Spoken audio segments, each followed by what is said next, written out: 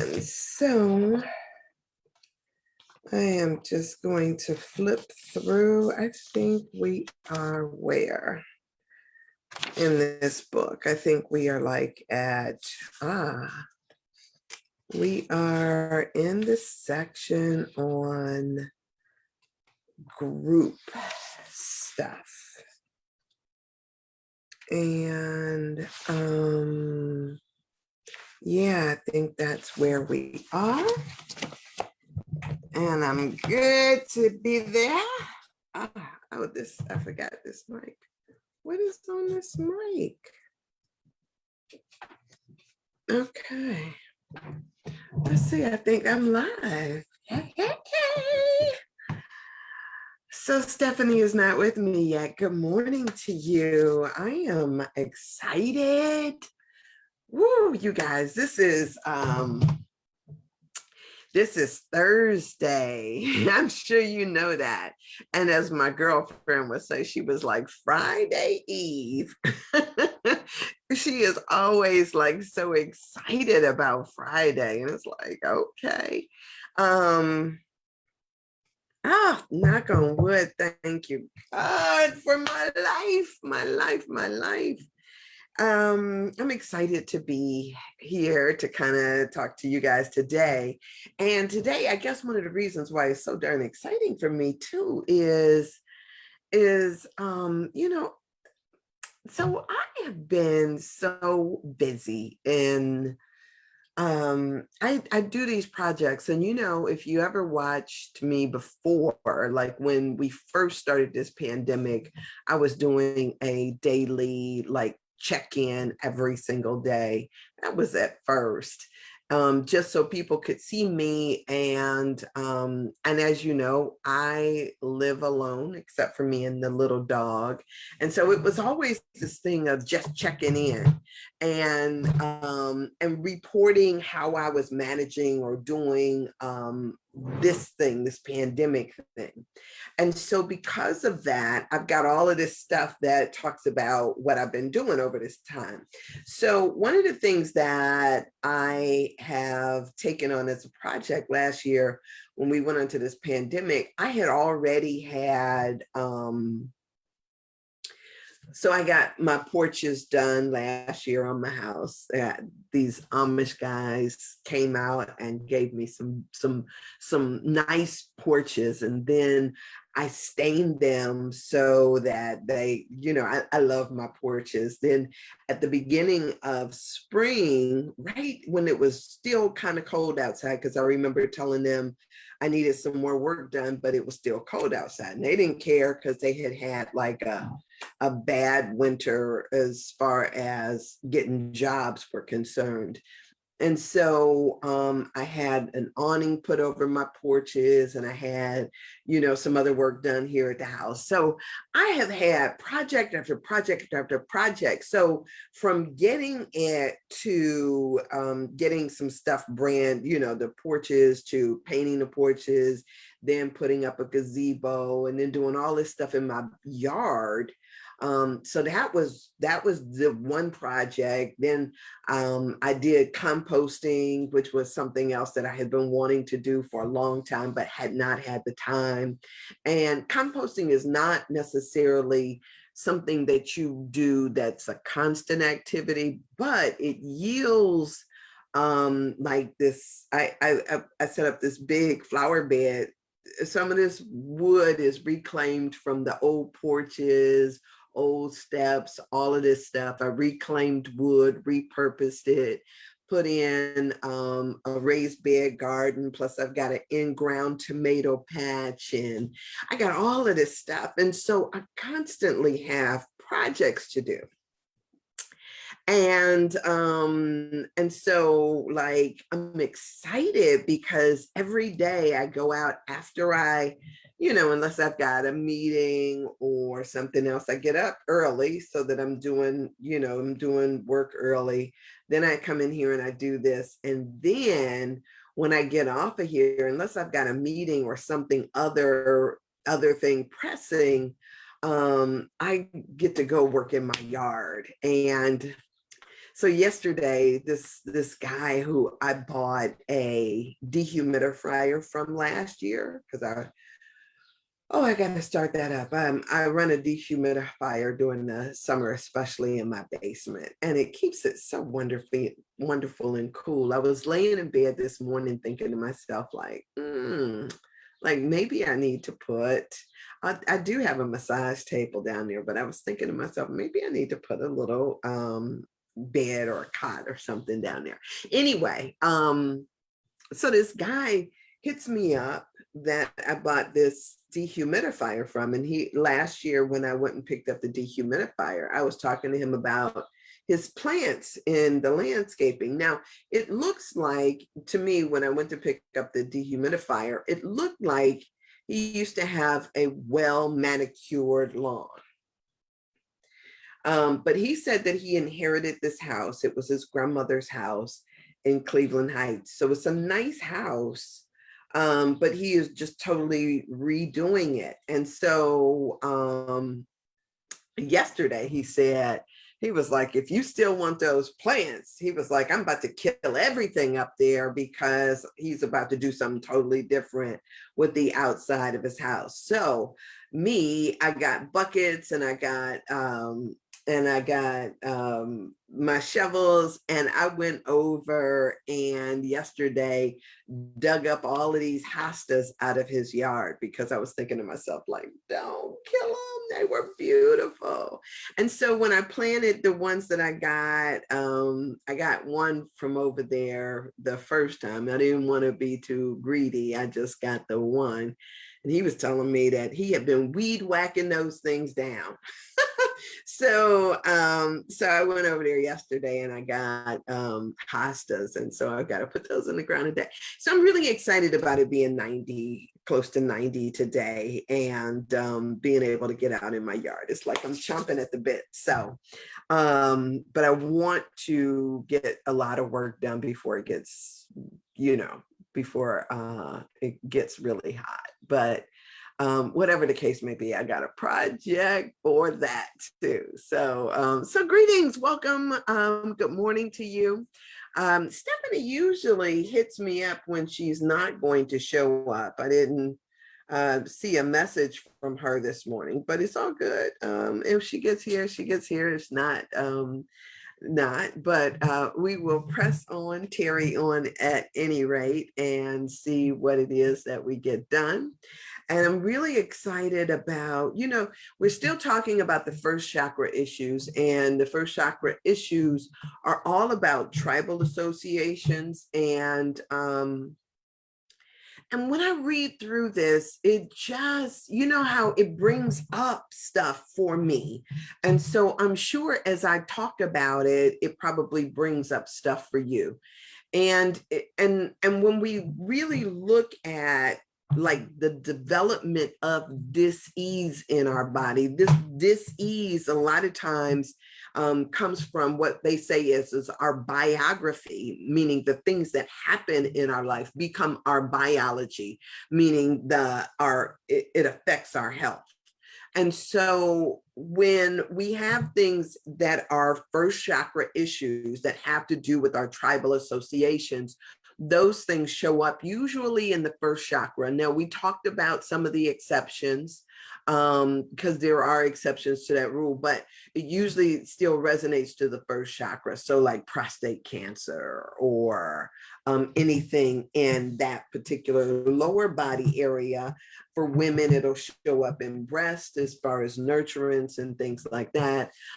Sometimes it can be very different things like fatigue or whatever else. And we'll kind of maybe we'll explore some of that today. But I am still in this thing about belief patterns and how we get our belief patterns from out of our tribal stuff. So a lot of times it is things like, and it just depends on where you grew up too. And I don't mean to say it like that, but when you grow up in a small town, it seems like you have more contact. But you know, to be honest with you, I don't know if that's true for kids. When you go into a school, too, you have um, influence there too. And so what I was trying to say or thinking about is that a smaller town, the impact that you have, or the people who are having impressions on you, are up close and personal. But I suppose that when you are a child, that could be all relative as well, because I can remember very clearly as a child, not just my parents, but my neighbors as well, being impacted by the things that I heard. So just because you have one way of being inside of your household,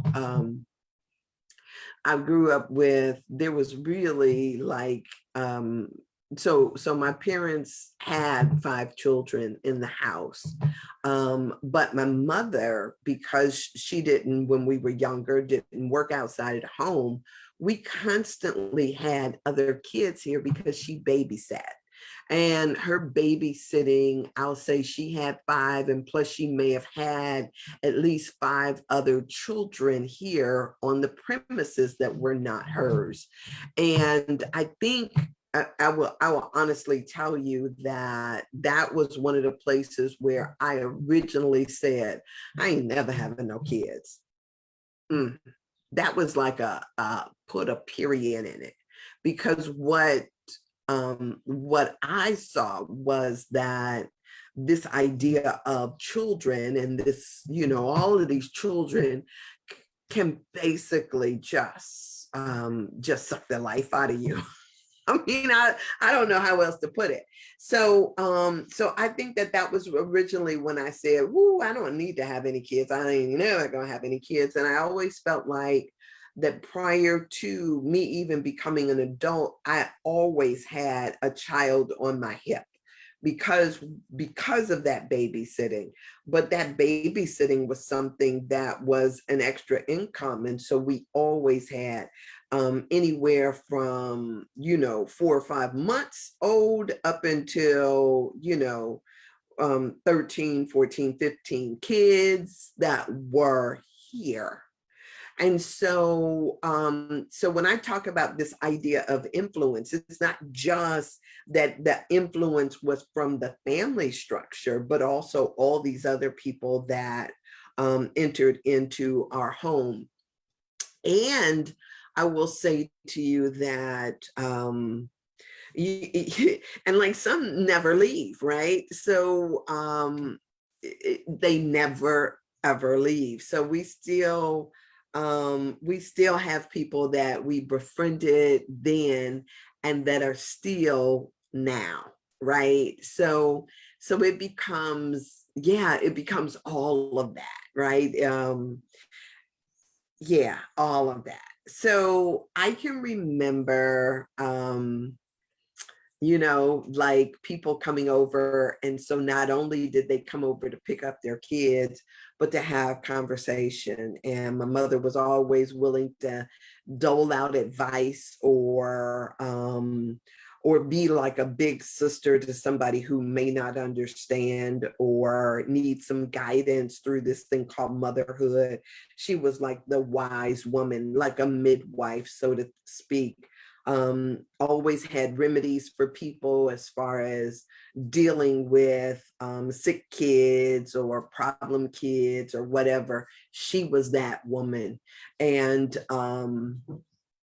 so that influence, and the fact that we were influencing others too, because when you come into and stay into somebody else's home, you can't help but be affected by whatever it is that they do, how they eat, how they live, all of these things. You can't help but be affected. So that in part is part of my childhood and my childhood upbringing, and the place where I decided that I wasn't trying to be anybody's mama. Right. So I guess that's another piece. So when we start talking about these tribal issues, your circle of influence. And I know that in some circles, and I need to get back to that, because there's some Eastern stuff that I follow online that I haven't really checked into in a minute. But they call it almost like a soul group or soul circle. Anybody who you feel like has an impact or an influence on your life, they become also a part of your tribe. So this in group, whatever that group may look like, they do affect how you see yourself, how you see the world. People you break bread with, we went through all of that stuff. And so now we're talking about this in a tribal sense of all is one, and how sometimes the issues that we encounter on that level have an impact on us, on who we are. Okay, so there, I'm gonna put a period in that. So I am blessing this moment, I'm blessing this space, I'm blessing this sharing, knowing that the words spoken here are filled with light, love, and wisdom of the highest. I'm, and I this is me. Sun is coming up.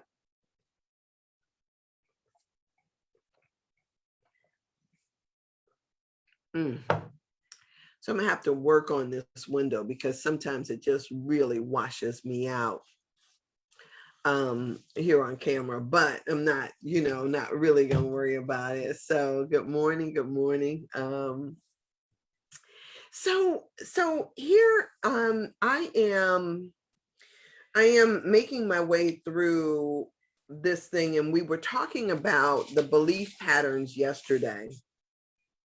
And some of the belief patterns that we have, we talked about, just some of the stuff that impacts us as far as where we get our belief patterns from, that tribal kind of sense that I was just talking about. And sometimes how we encounter a crisis. We talked about it yesterday, a health crisis, or whether we see somebody else going through a health crisis or have one ourselves, that then alter our path or alter our trajectory. So if you develop, say, for instance, if you develop high blood pressure, or if you develop high diabetes, or if you're watching somebody go through something, sometimes that has an impact on you, how you feel about your health and what it is that you want to do. And so our belief patterns change depending upon what it is that we confront. And so we talked about that. But the other thing that I thought was really interesting is that it said that many people, when they are in a group, or when they feel like they are part of a group, they kind of acquiesce to the group and don't necessarily take personal responsibility. So one of the things that they talk about, or she talks about in here in particular, is the Holocaust and what happened to Jews. And we can talk about what happened as far as slavery here in the country, where people say that they're just following orders and didn't necessarily make a conscious decision on their own about things, and that they're following orders, or they're told to do something by leadership, then releases them from responsibility for their actions. And so she says that when we are not spiritually evolved, or when we are not, mature in that type of way, we can easily say that we were caught up, or that we were following directions or something else. But when you become conscious about your decision and your choices, when you're doing something wrong. It is not just this idea, well, so-and-so, the devil made me do that. It becomes, you are actively making a decision. And so what she also says is that also translates into a behavior where people will say, well, everybody thinks like that, or everybody does that. So when you say, but this is the way my family is, or this is, so it sort of takes away personal responsibility that you have and then puts it on somebody else to say it's okay because that's the way all of us think. And you can see how sometimes that can be problematic, especially if the behavior is not one that is good for the overall society. Can you imagine that there is a climate within the police department that devalues Black bodies? Or can you imagine that everybody in a particular city, um,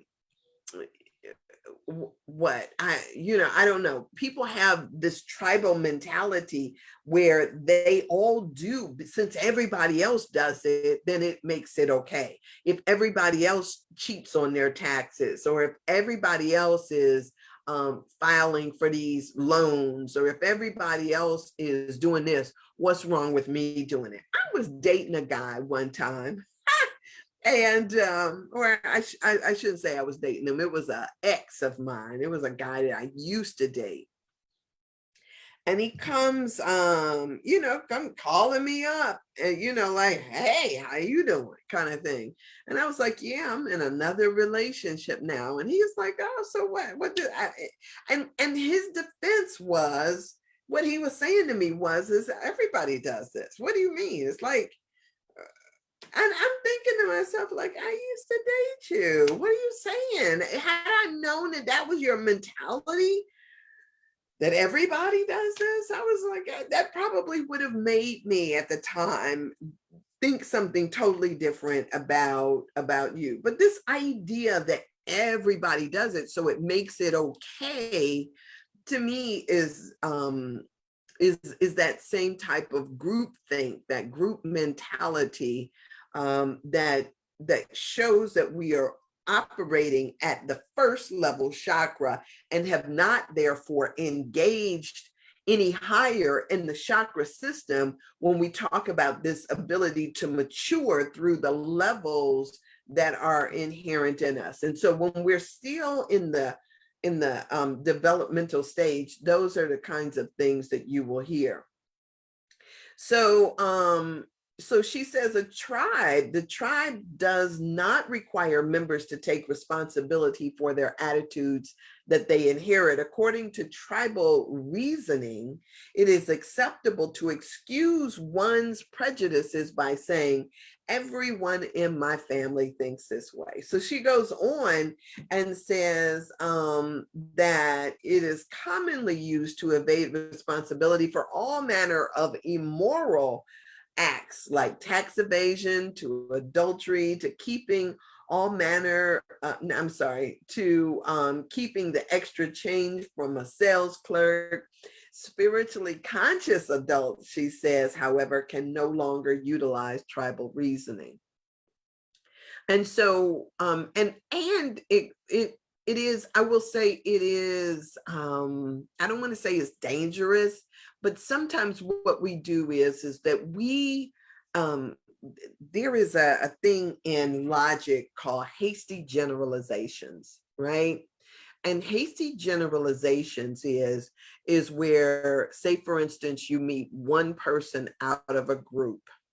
You meet one Black person out of a group, or you meet one woman, or you meet one, whatever that group is. It could be a person out of a fraternity, or a person who lives in Shaker Heights. You take one person out of that group, and what you do is a hasty generalization, means that if you find something true, or if you find something about that one person, then you apply it as being a true about all people who fit into that particular demographic. So say, for instance, and people have until they really sort of get more exposure, they kind of think these ideas are true. So hasty generalization means that you go from the specific to the general without any proof or evidence. So you meet one person and say, for instance, you meet a Pisces, and this Pisces comes across as being really emotional and airheaded. Let's say it like that. That person comes across it, or they manifest that way. And so then you get the idea that every Pisces that you meet from here on out is going to be really emotional and airheaded, right? Which is not necessarily the truth at all. It means that you met one that was like that, but that hasty generalization that you make from jumping to from the specific to the general, applying it to all, is a fallacy ad hominem, or a fallacy nonetheless, but it does not work. And the same is true in the opposite, that if you have a group and you say about the group, this is true of the people that are in the group, then to try to go from the general to the specific, saying that all people within in this group, say for instance, we are talking about another group that may be something like all, I got on my films shirt, so all Black members of the Film Association at a Greater Cleveland Urban Film Festival. If we go in from that and say that they are creative people who really love film, and then we try to say that that's true about the group, and then we try to take that and go down to a specific and say, yeah, they're all filmmakers, that wouldn't be true, right? So some of them may be, some of them may have a different appreciation. Some of them come in at different areas or different levels. So you can't go from the general to the specific and think that what's true of the whole is true of its parts, because that too does not translate. That also becomes a fallacy according to logic. And in this book, what she is saying to us is that basically the same kind of thing. You cannot go and presuppose, when it comes down to a tribe, that everybody is going to do the same thing, even though there is this tribal or this group think that we talk about. Often one needs to examine one's attachments to tribal prejudices before healing can begin. And so sometimes you really got to check out the things that you think, the ways that you think. What I will tell people all the time is that I deal with people on a person by person basis. I mean, I don't necessarily take it that because you are a specific way, or because you are of a particular group, if you're all, I don't have an idea about all Catholics, or I don't have ideas about all whites, or I don't have all a specific ideas about everyone who shows up that is Italian or something. Like, I don't have, even though they might say it themselves, like, you know, even though they, you know, like I go to the store up there to buy plants, and as I'm buying, all these vegetables, this woman says to me, oh yeah, I keep a garden. My father was Italian and blah, blah, blah, blah, blah. Well, I'm sitting there and I'm thinking to myself, like, just him being Italian doesn't necessarily mean that a garden is a necessity or a requirement. It may have been something that she saw in her neighborhood, but it doesn't necessarily mean that translates to the whole. Now, where I lived in Italy, sure enough, I stayed in a rural area, and I saw a lot of gardening that was done year round, but that doesn't mean that I think that all Italians are gardeners, because that's not the truth, right? Some of them are. but you can't go from, from the general to the specific, or from the specific to the general without missing a whole lot. Same with any kind of way of thinking. We have this idea that, all people from the South are a particular way, or all people that are, you can't necessarily do that. So in here, she also talks about, she does a lot in as far as case studies are concerned. And so one of the things that she talks about is a guy who showed up, and he showed up for a reading, and he really wanted to know what she saw when she did a body scan, to tell if there was something wrong with him.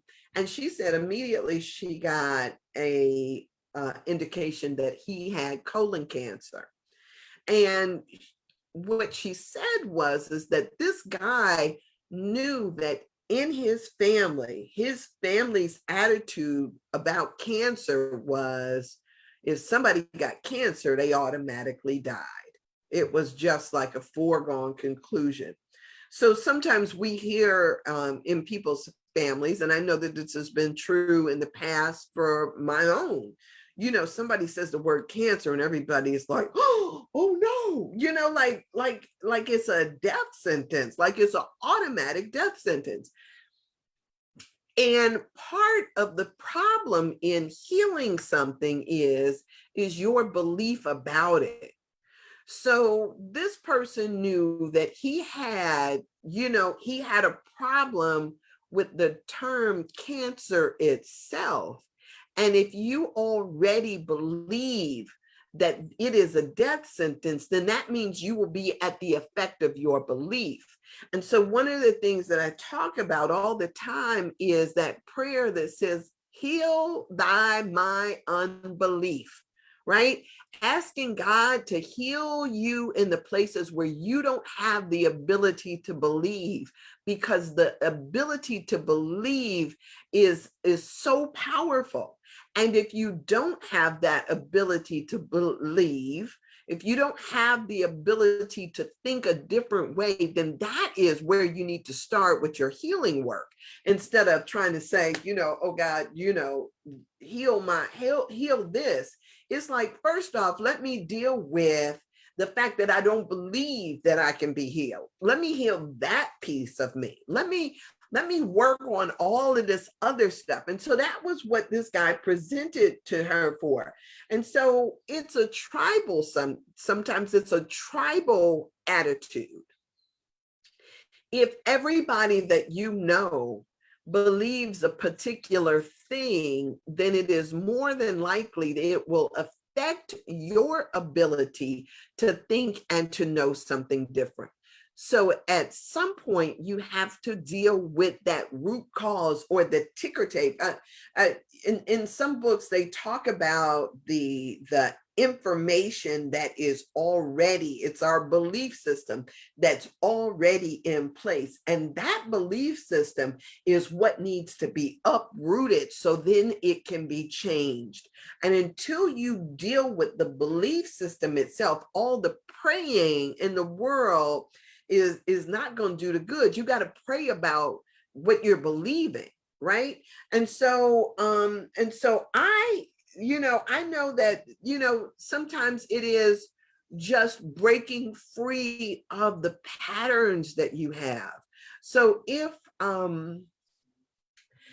say, for instance, is part of your belief pattern that all men cheat, or if it's part of your belief pattern that Black folks are lazy, if it's part of your belief system that women are backstabbing, or I don't know what, but whatever your belief system is, that is the thing that you, not looking at people like, oh, I'm going to make you the exception to the rule. Let me really investigate to see if this is true. Are there people who actually heal from this? Have people healed from? Do I believe that healing is possible? right? And so heal thy my unbelief is a powerful prayer. It's a powerful, summoning of other ideas and other possibilities into your mind, into your consciousness. And so I would say part of what we need to do is deal with the root cause of some of the things that we think about and give our attention to. And when we do that, then we are better able to go about setting in motion something new. All right, so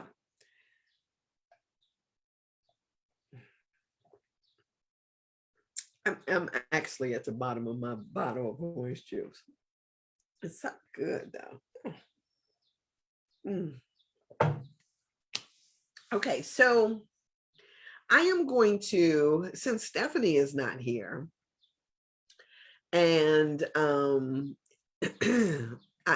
I'm anxious to get outside, I'm going to spend maybe another 10 minutes and talk a little bit about this loyalty, and then maybe I'll jump off early today because because I can. But yeah, loyalty starts up on page 113. And I think that this is really interesting. I think it's really interesting. And I think it's interesting for a number of reasons. Partly because she starts off this section with this idea about loyalty is an instinct. So loyalty as an instinct sort of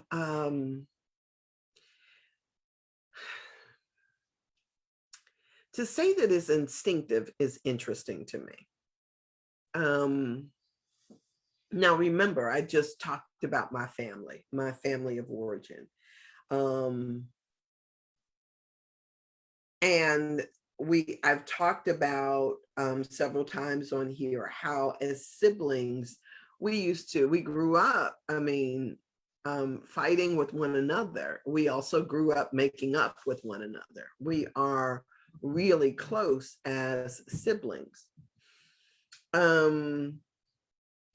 But even though we fought, as kids, as most siblings do, even though we fought, it did not mean therefore that other people had the right to fight with us also. And so I've shared stories about how my little brother, if people mess with me, they had to deal with him.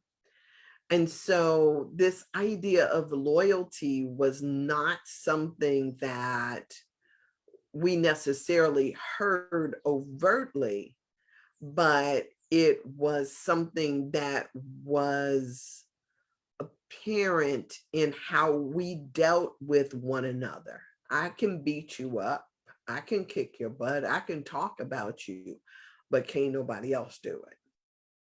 So when she says that loyalty is instinctive, she says it is an unwritten law that tribal members rely upon, particularly in times of crisis. And so we have the expectation, I think many of us do, that people will be loyal to their tribe, whatever they perceive their tribe to be. So in certain areas, you will also see that not only do you have that family nucleus, that tribe that is the family, but when somebody from outside of your neighborhood then threatens people within your neighborhood, loyalty is also something that comes up. And so loyalty on several different levels can happen. Loyalty could be your alma mater, or loyalty could be to any number of things. Even if you want to say to your nationality or to your race, there is this loyalty factor that comes up for people. And so she says that particularly, no, that's part of the tribal power system and is often more influential than even love. I mean, if you could think about that for a minute, that people might forsake love for this idea of loyalty. And so so there is an expectation that people have that when one is threatened, another is threatened. And so people take allegiance, or they have allegiances to certain ideas, certain concepts, certain situations, certain people, that causes them to rise up in a way that is really interesting. So she talks about a young man who presented to her with chronic fatigue. And he came because I guess he could not figure out what the source of his fatigue was. So she did a body scan and she says, wow, it looks like your lower body and your spirit seems to be back in your hometown. And the guy was like, well, yeah. He was like, I moved here for a job.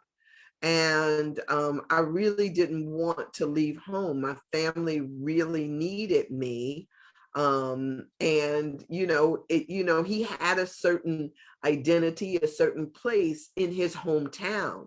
But now here he is in a new city, a stranger to where he is, working on a job that he just, was kind of feeling so about. And so there was a part of him that was split. And a lot of times there are so many of us that feel as if we are split. We are split in two, playing a tug of war, so to speak, with different situations, whether it is the living places where we are, whether it is, it could be any number of things that we feel these like divisions or splits within our system. He has just happened to be that he wanted to be home. He wanted to be where he called home. And he felt as if he was not necessarily living his best life or what he could be doing if he were at home. And so part of him is kind of like that song, your body's here with me, but your mind is on the other side of town. And so it becomes this thing, this split. And so she says he had to figure out how he could bring the two pieces of him back together. So if his job really wasn't serving him, you can't do anything here because you are feeling the chronic fatigue. Chronic fatigue is a precursor to an all-out ailment. So you would be best served by returning to where your spirit is, so that you become whole again, as opposed to feeling severed. So loyalty, she says, is a beautiful tribal quality, most especially when it's a conscious loyalty, a commitment that serves the individual as well as the group. Extremes of loyalty that harm one's ability to protect oneself, however, qualify as a belief pattern from which one needs to free one's self. And so there's another great story that she tells in here about a young boy who was experiencing a lot of stuff, but his loyalty to his family, his desire to please his family, was something that got in the way. The way that the story goes is that there was a family that moved to this country from somewhere else, someplace outside of the United States. And when they moved here, which is sometimes the case, they had a lot of problems with finances and bringing in money. So the little boy found a job helping out at the candy store. And at the candy store, this man would have him stocking shelves and doing everything. after school. And so he said he started bringing in a little bit of money, $10 a week. And that $10 was like, went to buy something, a meal or something like that. It was really helpful to the family. When he started bringing in $20 a week, it was something that was really, the family really appreciated. Now it was like having an extra $100 a month that they could do something with. And he could see that it was being useful. He felt like he was a contributing member of the family. And this is just at the age of 8 or 9, right? And so he says when this candy man started making sexual advances on him, it was problematic because he felt like he needed this man to give him the money so that he can give to his family. Well, at a certain point, it got so that it was like it was eating him up inside. So he goes and he tells his mother that he was being molested by this guy. And his mother was like, I hate to say it like this, but dude, we need that money. And so he was going into a job as a kid, working for a man that was molesting him in order to bring money home to the family. He continued to do it because he felt like they needed it and they were counting on him. Now, when, it started affecting his schoolwork, it started affecting his his daily activities. He finally, it says when he was 13, he finally was able to break free of the candy man and get some other income that was coming in. But then his behavior started spiraling out of control. And the only thing he was doing as a teenager was starting to drink and use drugs and alcohol in order to deal with some of the issues and memories that he had. Now, all of this became something that started to inform how he did everything. It was as if his life had spiraled out of control and he couldn't figure out how to get it back. So the way that she talks about this particular young man is that the problems that led and bled into his adulthood was not necessarily, he was upset about the candy man and being molested by this man. But what was even more significant is that his family had knowledge that this was what was happening, but yet they valued that little money that he was getting from this man more than what they valued him, or so it felt. And so he felt as if his family had betrayed him, as if everybody knew what was going on and was sacrificing him for this money. And so this was what played in his psyche, that his family of origin, what he was loyal to, who he was putting himself out there for, his family had betrayed him. And so remember that, but having this animosity, these feelings towards your family of origin creates in itself all of these issues and all of these problems. And so unless and until we deal with those things, they will continue to fester and show up in our system as some kind of dis-ease. And so his problem going forward was how to then reconcile with his family and understand the position that they were in. Because one of the things that she says in here is that the shame was so great in his family for not only what they had been through, but what he had been through and what had happened to their child as a result. The shame was so great that they couldn't even talk about it as a family. So how do you heal from something that you are not able to even acknowledge was there? And he said that he knew that the whole family knew, because the parents forbade any of his other siblings from even going into the store where he worked.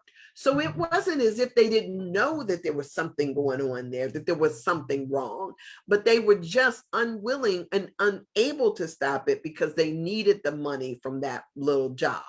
And so that becomes, when we think about these first chakra issues, when we think about some of the issues that we have with their family, one of the things that I talk about often is that when you are angry about something, it becomes your responsibility to deal with your anger. A lot of times we think that reconciliation is supposed to happen, and we think that it is for somebody else to do, somebody else to solve, somebody else to apologize, somebody else to do that work. But it is, if you spot it, if it's yours, you got it. It's yours to heal. It's yours to deal with. And so part of what needed to happen was, regardless of whether or not they ever acknowledged it, whether or not they ever said, I'm sorry, whether or not any of that ever happened, he still needed to do something about it. It was his to then heal and work through. And that healing process is what took him to her, and then what helped him to walk through the steps that it took him to reclaim his life, his dignity, and his relationship with his family. When you think about this, it doesn't have to be as big as something, or as long lasting as something that this person went through. It couldn't be something, much more minor. Sometimes we feel as if we are sacrificed in the family for something different, for something else. It could be for money. It could be for, a relationship. There was a friend of mine who often talked about, when he was a kid, that there was a woman on his street who had a husband that was in a wheelchair. And he said that, his mother started sending him down to this woman's house to do chores, to help her out. He says, but in the midst of that helping her out, this woman started to molest him as well. And he was like, he didn't, he was torn because, as a young boy, there is, there's this idea that this is it's a sin, it's terrible. There's the idea that, my mother is making me go down there. There is the raging hormones of a young boy that's there anyway. But then there's that feeling that, that this older lady doing something to you is totally wrong. And he said that she would send him down the basement, and and then follow him down there and just pounce on him. He was like, she would get me in the garage and she would just pounce on me. He was just talking about all the scenarios and how it played out for him, and the impact of that had on his life, on his psyche, on his, on how he viewed sex, how he viewed women, how he viewed marriage, how he viewed all of these things. That impact was something that he was still unraveling into his older years. And so sometimes it is, these are our issues to deal with and ours to make peace with. And until we do so, it will continue to inform how we show up in our relationships. So,